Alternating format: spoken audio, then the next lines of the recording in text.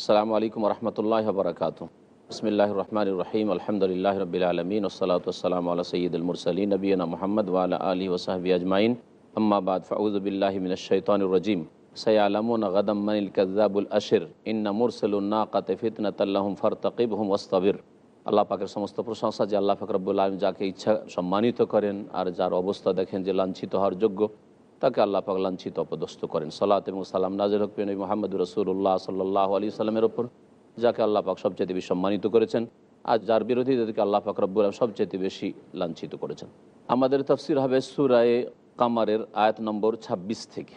এর আগের আয়াতে বলা হয়েছে যে সোয়ালে আলাইহিস সালামকে সামুদ সম্প্রদায় মিথ্যাবাদী এবং দাম্ভিক বলে আখ্যায়িত করেছিল। আল্লাহ পাক তার জবাব বলছেন সায়ালামুনা গাদান, শীঘ্রই তারা আগামীকালকে জানতে পারবে, অর্থাৎ পরকালে জানতে পারবে, বা আল্লাহর আযাব আসতে যাচ্ছে তাদের, তখন জানতে পারবে মানিল কাযযাবুল আশির, কে চরম মিথ্যাবাদী আর কে দাম্ভিক। তোমরাই দাম্ভিক, তোমরাই মিথ্যাবাদী, যারা আল্লাহকে অস্বীকার করেছো, পরকালকে অস্বীকার করেছো। সবচেয়ে নেক মানুষ, সৎকর্মশীল আম্বিয়া রসুলগণ, তাদের কথাকে অস্বীকার করেছো। ইন্না মুরসালুন নাকাতি ফিতনাতাল লাহুম, নিশ্চয়ই আমি তাদের পরীক্ষার উদ্দেশ্যে একটি উষ্ট্রি পাঠাবো। ফারতাকিবহুম, সুতরাং হে সালেহ আলাইহিস সালাম, তুমি তাদের আচরণ লক্ষ্য করো, ওয়াসতাবির, এবং ধৈর্য ধারণ করো। ওয়ানাব্বিহুম, এবং তাদেরকে জানিয়ে দাও, আন্নাল মা কিসমাতুম বাইনাহুম, যে পানি তাদের মাঝে ভাগ বন্টন হবে। কুল্লু শিরবিন মুহতাজের, প্রত্যেক পানি পানের পালা আসবে। অর্থ হচ্ছে যে প্রত্যেকের জন্য পালা থাকবে, অর্থাৎ একদিন সেই জাতির জন্য পালা থাকবে যে তাদের এলাকায় একটাই কুয়ো ছিল, সেই কুয়ো থেকে পানি পান করবে। আর আরেকদিন এই আল্লাহ পাকের যে মুজিজার উষ্ট্রি, যেটা পাহাড় থেকে বেরিয়ে এসেছিল জীবন্ত, তাদেরকে দুধ দিত, সেই উষ্ট্রি পান করবে, আর কেউ পান করতে পারবে না। কিন্তু তারা এই কথাও অমান্য করেছিল, আর তাদেরই এক বদ প্রকৃতির মানুষকে তারা অসৎ পরামর্শ দিয়ে তার দ্বারা এই উষ্ট্রিটিকে হত্যা করিয়েছিল। আল্লাহ পাক এই ঘটনা কোরআনে কারীমের বিভিন্ন সূরায় উল্লেখ করেছেন, কোনো জায়গায় বিস্তারিত, কোনো জায়গায় সংক্ষিপ্ত। আল্লাহ এখানে বলছেন ফানাদাও সাহিবাহুম, অতঃপর তারা তাদের এক সঙ্গী, যার নাম কেদার বিন সালেহ ছিল, তাফসীরকাররা উল্লেখ করেছেন, ফাতা আতা, তাকে ডাকলো। তাদের সাথী সঙ্গী একজন ছিল, তাকে ডাকলো যে এর দ্বারা এই কাজটা হইতে পারে, ওকে উদ্বুদ্ধ করলো এই অন্যায় কাজে। ফাতা আতা, সুতরাং সে উষ্ট্রিকে ধরলো। ফা আকার, আর সেটিকে হত্যা করে ফেললো। আকারা, আহত করার পরে একবারে মেরে দেওয়া, জখম করে দেওয়া। ফাঁকাই ফাঁকা না আযাবি অনজর, কেমন ছিল আমার আযাব আর আমার সতর্কবাণী। আল্লাহ পাক ওই জাতিকে ধ্বংস করেছিলেন। বলছেন ইন্না আরসালনা আলাইহিম সাইহাতাম ওয়াহিদা, তাদের উপর একটি বিকট শব্দ আমি পাঠিয়েছিলাম, একটি ভয়ঙ্কর বিকট শব্দের দ্বারাই তাদেরকে ধ্বংস করেছিলাম। ফাকানু কাহাসিমিল মুহতাজির, সুতরাং তারা হয়ে গিয়েছিল চূর্ণ বিচূর্ণ ঘাসের মতো। হাসিম চূর্ণ বিচূর্ণ ডালপালা ঘাসকে বলা হয়, আর মুহতাজির বলা হয় খোয়াড়ওয়ালাকে। খোয়াড় যে ঘিরে রাখে, আর সেই খোয়াড়ের মধ্যে বকরি ছাগল থাকে অথবা গরু থাকে, আর সেখানে ঘাসপাত দেওয়া থাকে। ওই বকরি ছাগলের পায়ের তলায় পড়ে যেসব ঘাস চূর্ণ বিচূর্ণ হয়ে যায়, কিছু খেলো আর বাকিগুলো চূর্ণ বিচূর্ণ হয়ে ওই রকম চূর্ণ বিচূর্ণ করে তাদেরকে ধ্বংস করেছেন। আল্লাহ বলছেন ওয়ালাকাদ ইয়াসসারনাল কোরআন লিযিকর, আর নিঃসন্দেহে কোরআন কারীমকে আমি সহজ করেছি উপদেশের জন্য। কেউ উপদেশ নেওয়ার আছে কি? কাযযাবাত কওম লূত বিন নুযুর, আল্লাহ বলছেন লূত আলাইহিস সালামের জাতীয় সতর্ককারীগণকে অস্বীকার করেছিল, মিথ্যা মনে করেছিল। একজন নবী লূত আলাইহিস সালামকে অস্বীকার করায় সমস্ত নবীদের দাওয়াতকে অস্বীকার করেছে তারা। ইন্না আরসালনা আলাইহিম হাসিবা, নিশ্চয়ই আমি তাদের ওপর প্রেরণ করেছিলাম পাথরের বর্ষণ। ইল্লা আলা লূত, তবে লূত আলাইহিস সালামের পরিবারের সদস্য, 2 মেয়ে তার ছিল, তার স্ত্রী নয়। তার স্ত্রী কুফরীর অবস্থায় ছিল, যার জন্য আল্লাহ পাক ওই পাপিষ্ঠ জাতির সাথেই লূত আলাইহিস সালামের স্ত্রীকেও ধ্বংস করেছেন। নাজ্জাইনাহুম বিসাহার, তাদেরকে আমি পরিত্রাণ দিয়েছিলাম, উদ্ধার করেছিলাম রাতের শেষ প্রহরে। সাহার, এর আগে একটি সূরায় রয়েছে ওয়াল মুস্তাগফির বিল আসহার, তাহলে সাহার এক বচন আর আসহার হচ্ছে বহু বচন। সাহার বলা হয়েছে ভোর রাত্রের সময় যে খাবার খান, সুতরাং সাহার থেকে ওর নাম সাহরি, এই জন্য সিনে ফাতা আছে, জবর আছে। আর সেহের, আরবিতে সেহের, সিনে যদি কাসরা জের দেন তাহলে ওর মানে জাদু হবে। নেমাতাম মিন ইনদিনা, আমার পক্ষ থেকে এই ছিল অনুগ্রহ। এই লূত আলাইহিস সালামের পাপিষ্ট জাতিকে ধ্বংস করা, নোংরা জাতিকে ধ্বংস করা, কুফরির সাথে সাথে তাদের সমকামিতার পাপ তুঙ্গে উঠে গেছিল।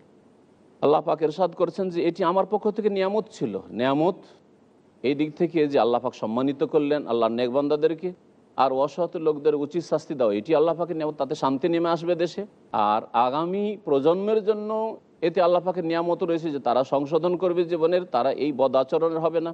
কাযালিকা নাজজি মান শাকার, এইরকমই উত্তম প্রতিদান দিয়ে থাকি যারা শুকরিয়া জ্ঞাপন করে।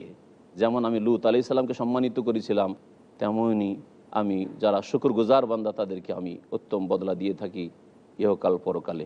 ওয়ালাকাদ আনজারাহুম বাতশাতানা ফাতামারাউ বিন নজর, আর নিঃসন্দেহে তাদেরকে সতর্ক করেছিল লূত আলাইহিস সালাম আমার পাকড়াও থেকে, কঠোরভাবে আল্লাহ ধরে নেবেন, সতর্ক সাবধান করেছিল। ফাতামারাও, কিন্তু তারা তর্ক বিতর্কে লিপ্ত হয়েছিল, অথবা তারা সন্দেহ করেছিল, বিশ্বাসই করেনি লূত আলাইহিস সালামের কথা।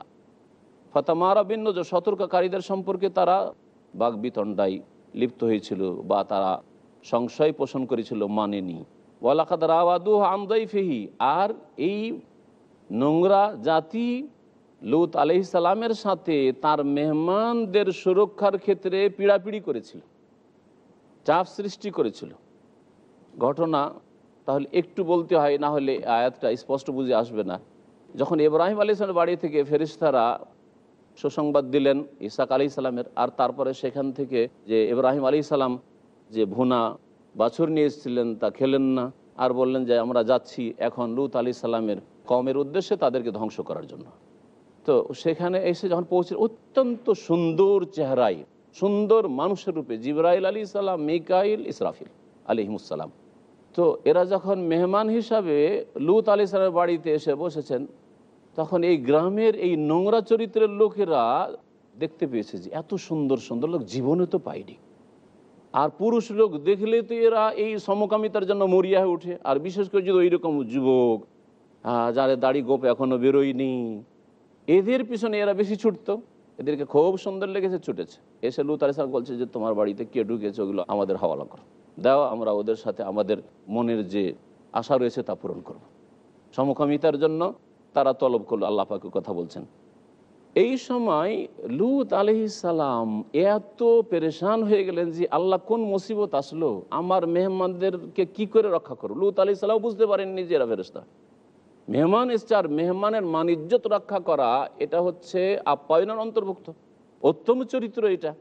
আমি এই অতিথিদের কি করে মান ইজ্জত রক্ষা করব, পেরেশান হয়ে গেছেন। আর বলছেন যে উফ, যদি আমার বংশধর থাকতো, আমার যদি ক্ষমতা থাকতো, তাহলে তোমরা এইরকম চাপ সৃষ্টি করতে পারতে না, আর এরকম জুলম অত্যাচার করতে পারতে না। এই ধরনের কথা একটা বলেছিলেন অতি আল্লাহ পাক রব্বুল আলামিন তাকে সতর্ক সাবধান করেছেন, না, সবসময় আল্লাহর উপর পূর্ণ ভরসা থাকবে, হেফাজতকারী আল্লাহ। ফেরেশতারা যখন বুঝতে পেরেছেন যে লূত আলাইহিস সালাম খুব বিচলিত হয়ে পড়েছে আমাদের মান ইজ্জত রক্ষার উদ্দেশ্যে, ফেরেশতা বলছেন যে লূত, তুমি চিন্তা করিও না, আমরা এদেরকে ধ্বংস করার জন্য এসেছি, আমরা কোনো মানুষ নই, আমরা জিবরাইল, মিকাইল, ইসরাফিল। আর যখনই তারা এগিয়ে এসেছিল, তাফসীরের কিতাবাতিতে রয়েছে যে জিবরাইল আলাইহিস সালাম তার একটা ডানা দিয়ে এমন করে ওই লোকগুলির ওপর আঘাত করেছিল যে যেই লোকটি এসেছিল আক্রমণ করার জন্য বা এই অসৎ উদ্দেশ্য নিয়ে, তাদের চোখের যে ঢেলা ছিল তা বেরিয়ে গিয়েছিল। কোনো কোনো তাফসীরকাররা বলেছেন, আর কেউ কেউ বলেছেন যে তাদের চোখ একবারে লেপে দেওয়া হয়েছিল। এই চোখের যে ফাটল রয়েছে একেবারে শেষ, দৃষ্টিশক্তি আল্লাহ পাক কেড়ে নিয়েছেন এইভাবে। আর তারপরে ওখান থেকে ওইভাবে ফিরে গেল, আর সন্ধ্যাবেলা আর ভোর রাত্রে এদের উপর সকাল হইতে আল্লাহ পাকের আযাব চলে আসলো। আল্লাহ পাক ইরশাদ করছেন, তারা যখন লূত আলাইহিস সালামের অতিথির সুরক্ষার ক্ষেত্রে সুরক্ষা করতে দেবে না, এদেরকে দাও, আমাদেরকে তুলে দাও আমাদের হাতে, এর জন্য যখন চাপ সৃষ্টি করেছিল, ফাতামাসনা আয়ুনাহুম, আমি আল্লাহ তাদের দৃষ্টি শক্তিকে মুছে দিয়েছিলাম। তামাসা মানে মুছে দেওয়া, লেপে দেওয়া। ফাজুকু আযাবি ওয়া নযর, আর আমি বলেছিলাম তাদেরকে যে আসাদন করো আমার আযাব এবং আমার সতর্কবাণী, মজা চাখো এখন। ওয়ালাকাদ সাব্বাহুম বুকরাতান আযাব মুস্তাকির, আল্লাহ পাক বলছেন, আর নিঃসন্দেহে তাদের ওপর সকালে সকালে, সকাল বুকরা মানে হচ্ছে সকাল, সকালে সকালেই স্থায়ী আযাব আপতিত হয়েছিল। অর্থাৎ ভোর হইতেই তাদেরকে আল্লাহ পাক আজাব দিয়ে ধ্বংস করেছিলেন। ফাজুকু আজাবিয়া, নজর সুতরাং আসাদন গ্রহণ করো আমার আজাব এবং আমার সতর্কবাণীর। ওয়ালাকাদ ইয়াসসারনাল কোরআন লিযিকরি ফাহাল মিন মুদ্দাকির, আর নিঃসন্দেহে আমি কোরআনকে সহজ করেছি উপদেশের জন্য, আছে কি কেউ উপদেশ গ্রহণকারী। এখানে অল্প সময়ের বিরতি দিয়ে আমরা আবার আমাদের তাফসীরের দিকে ফিরে আসছি।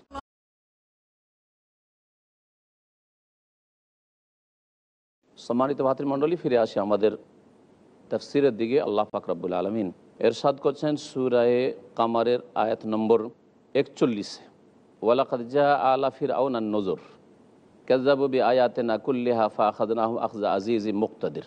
মহান আল্লাহ এখানে ফেরাউনের কথা এবং ফেরাউনের জাতির কথা সংক্ষেপে উল্লেখ করছেন যে তাদেরকে আল্লাহ পাক ধ্বংস করেছেন। ওয়ালাকাদ জাআ আলা ফিরআউনা আন-নুযুর, আর নিঃসন্দেহে ফেরাউনের বংশধরের কাছে, ফেরাউনের অনুসারীদের কাছেও সতর্ককারীরা এসেছিল।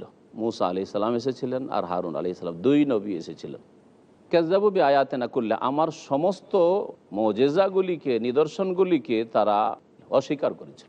আর আয়াত মানে আল্লাহ পাকের বিধান হইতো, আমার বিধানকে অস্বীকার করে মূসা আলাইহিস সালামের ওপর যে বিধান এসছে, ওহী এসছে, তা অস্বীকার করেছে। ফাআখাযনাহুম আখযা আজিজিম মুক্তাদির, তখন তাদেরকে পাকড়াও করেছিলাম আখযা আজিজিম মুক্তাদির, যেমন মহাপরাক্রান্ত আর সর্বশক্তিমান ক্ষমতাবান পাকড়াও করেন। আমি ক্ষমতাবান আর আমি মহাপরাক্রান্ত, তাদেরকে পাকড়াও করেছিলাম। এই ফিরআউনকে ডুবিয়ে আল্লাহ ধ্বংস করেছেন, হাজার হাজার তার সৈন্য সামন্ত সহ।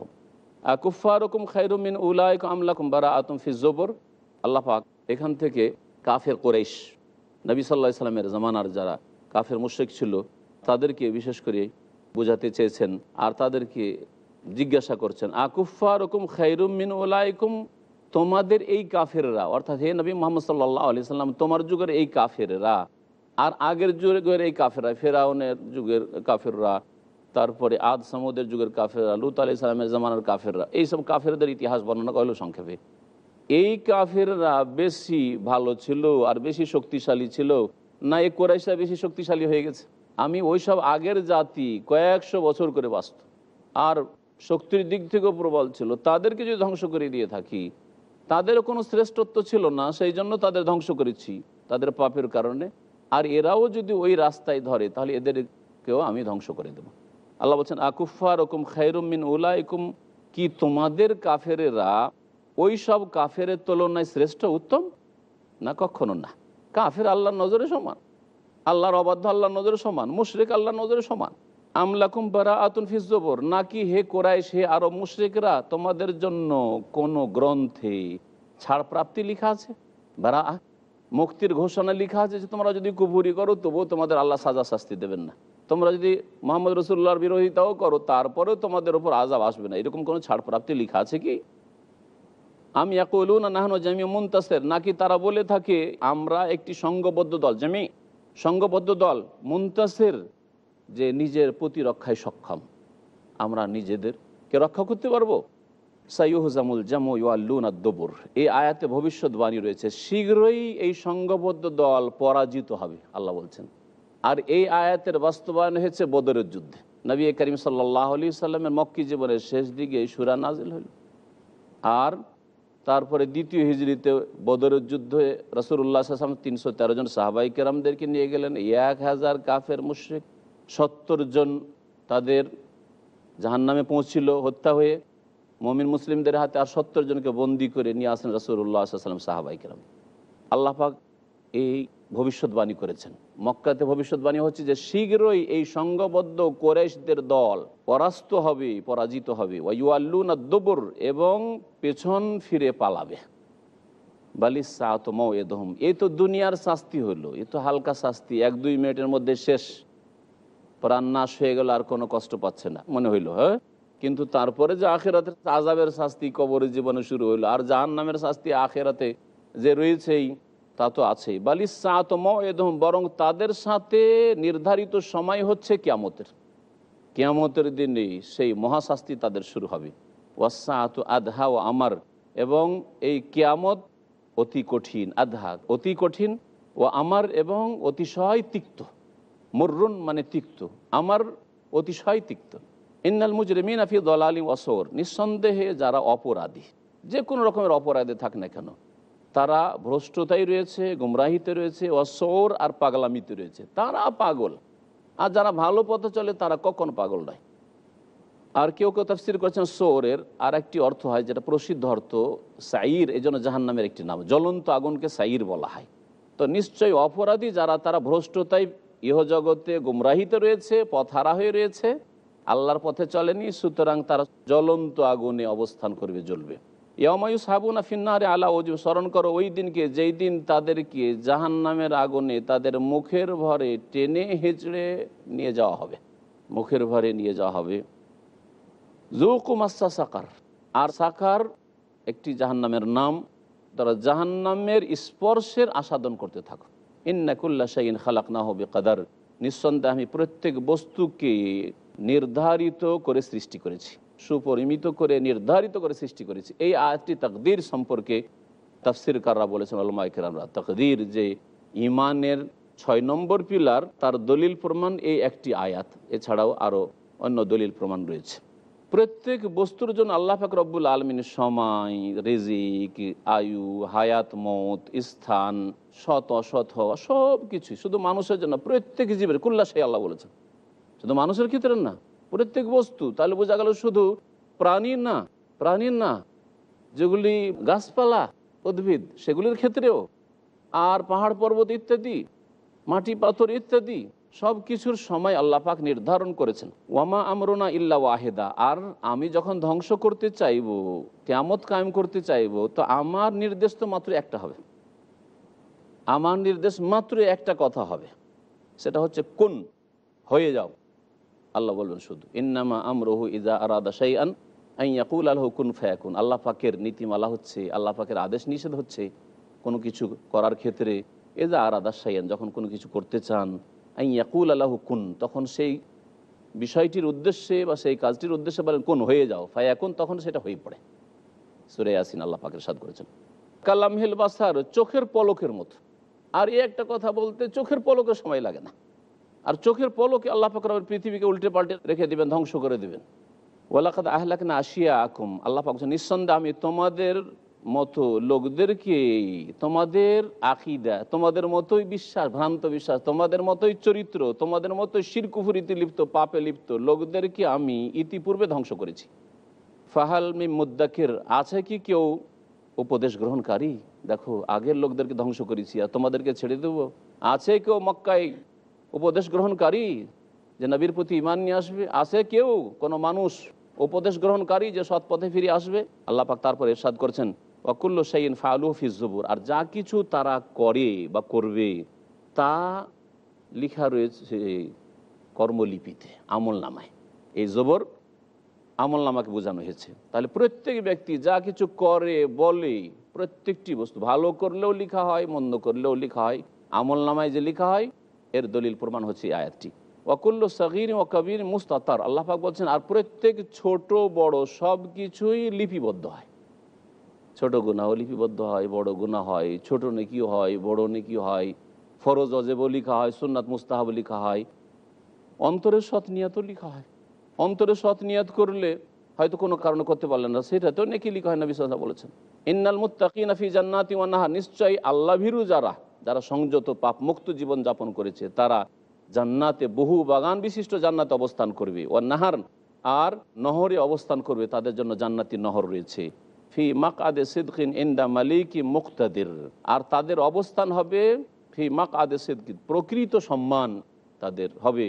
ফি মাকআদে সিদকিন অর্থাৎ প্রকৃত সম্মান, এমন জায়গায় অবস্থান হবে যেটা সত্য, আর সেটা হচ্ছে সম্মানজনক। সুতরাং ফি মাকআদে সিদকিনের মানে হচ্ছে প্রকৃত সম্মান ও মর্যাদা হবে তাদের ইনদা মালিকিন মুক্তাদির, যিনি আল্লাহ পাক রব্বুল একমাত্র বাদশাহ, বাদশাদের বাদশাহ, তার নিকটে, আর যিনি সর্বময় ক্ষমতার অধিকারী, সর্বশক্তিমান, মুক্তাদির, তার নিকটে। অর্থাৎ আল্লাহ পাক রব্বুল আলামিনই তাদের আতিথ্যের ব্যবস্থা করবেন, আল্লাহ পাক রব্বুল আলামিনের তারা নিকটবর্তী হতে পারবে, আল্লাহ পাকের সন্তুষ্টি হাসিল করতে পারবে। এখানে আমাদের তাফসীর শেষ হলো, অল্প সময় বাকি আছে, তাতে আপনারা প্রশ্ন করতে পারেন। বলেন। আসসালামু আলাইকুম। ওয়ালাইকুম সালাম ওয়া রাহমাতুল্লাহি ওয়া বারাকাতুহু। আমরা তাফসীর শুনলাম একটি আয়াতের, ও আল্লাহ তাজিরু ওয়াজরাতুন বিজরা উখরা, কিন্তু একটি হাদিসে রয়েছে যে ইন্নাল মাইয়িতা ইউআযাবু বিবুকাই আহলিহি, আহলিহি, ঠিক। তো এখানে মাইয়ের তো মারা চলে যাচ্ছে, তো কি কারণে তাকে সাজা দেওয়া হচ্ছে? আল্লাহ বললেন যে কেউ কারো বোঝা উঠাবে না, ঠিক না?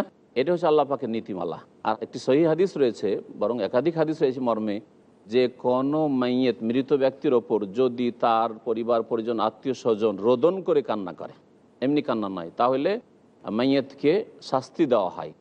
সব মাইয়েতকে শাস্তি দেওয়া হয় না। যে ওই মাইয়েতকে শাস্তি দেওয়া হবে যেই মাইয়েতের দেশে এলাকায় গ্রামে এই রকম রোদন করে কান্নার প্রচলন আছে, কুপ্রথা আছে, আর সে নিষেধ করে গেল না, উপদেশ দিয়ে গেল না যে দেখো আমি মারা যাবো, তোমরা এরকম করতে কাঁদবে না, চিৎকার করবে না, ধৈর্য ধারণ করবে। উপদেশ দেওয়া ফরজ ছিল, যেহেতু দায়িত্বহীনতার পরিচয় দিয়েছে সেই জন্যই আযাব হবে। আর নিষেধ করে গেল, তারপরে যদি কেউ কান্না করে, রোদন করে, তাহলে আযাব হবে না। তাহলে এইভাবে সমন্বয় হইতে পারে। জি, হ্যাঁ, বলেন বলেন। আসসালামু আলাইকুম। ওয়ালাইকুম আসসালাম রহমতুল্লাহ। মাওলানা সাহেব, কোরআন শরীফ পড়ার সময়তে এমন একটা সময় চলে আসে যে কথা বলতে বাধ্য হয়ে যায়। আর ঘরে যে কোরআন শরীফ পড়লে হয়তো কিছু সাইডে কথাবার্তা চলে, তখন সেই দিকে ধ্যান চলে যায়। তো সেই সময়তে কথা বলাটা কীরকম, আপনার গুনার কাজ হবে না? ভাই জিজ্ঞেস করছেন যে কোরআন তেলাওয়াতের সময় কথা বলা যাবে না, শুনলাম, কিন্তু আমরা অনেক সময় কোরআন পড়তে পড়তে কথা বলতে বাধ্য হই, অথবা ওই ঘরে আর অন্য লোক কথা বলছে, তো এই ক্ষেত্রে কি বলা যাবে? কোরআন পড়ার সময় যদি জরুরি হয় যে কথা বলতে হচ্ছে, কেউ কোনো কিছু জিজ্ঞেস করছে অথবা কাউকে কোনো আদেশ নিষেধ করতে হচ্ছে, তাহলে কোরআনটা বন্ধ করে দিয়ে, কোরআন পড়া বন্ধ করে দিয়ে কথা বলবেন। আর কোরআন চলতেই আছে আর কথা বলছেন, এটা জায়েজ নাই, করবেন না। আর আরেকটা অবস্থা যে আপনি কোরআন তেলাওয়াত করছেন আর আপনার বাড়ির সদস্যরা ওই ঘরে গল্প করছে না, এটা চলবে না, এটা জায়েজ নাই। যেখানে কোরআন তেলাওয়াত করবেন, আশেপাশে যারা থাকবে তারা মনোযোগ সহকারে শুনবে। আর না হলে যদি কথাই বলতে হয়, কোরআন পড়া বন্ধ করবে, আর না হলে তাদেরকে বের করে দেবে যেখানে আপনি কোরআন তেলাওয়াত করবেন। জি, সময় শেষ হয়েছে। সাল্লাল্লাহু আলা নবিয়িনা মুহাম্মদ ওয়া আলা আলিহি ওয়া সাহবিহি আজমাইন।